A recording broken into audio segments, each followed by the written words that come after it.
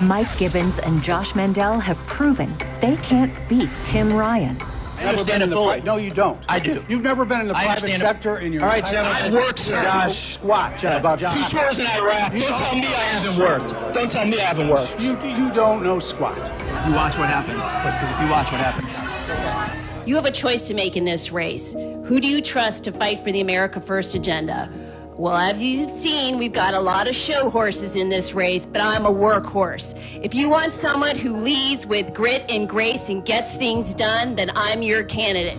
In this week's debate, Mike Gibbons showed Ohio that he has a sexist worldview. Jane Timken, best I know, before she became deputy chair of the Stark County Republican Party, barely worked. Do you believe that women in this country have never been oppressed?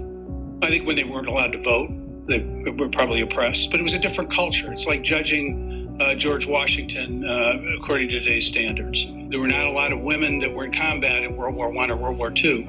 That was men's jobs at the time. But women were not subjected to that. So were men oppressed because they had to go to war? I don't know if oppressed is the right word. It was a different world, that's all.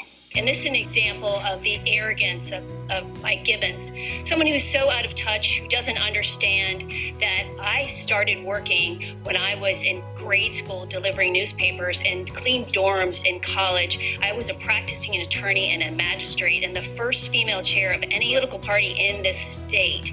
Look, women have a voice, and I'm a mom on a mission to take our country back. We need leaders like me who understand the plight of families, who've been in the trenches fighting for the America First agenda. Jane Timken is the Trump conservative who can beat Tim Ryan. Ohio GOP Chairman Jane Timken. She's unbelievable.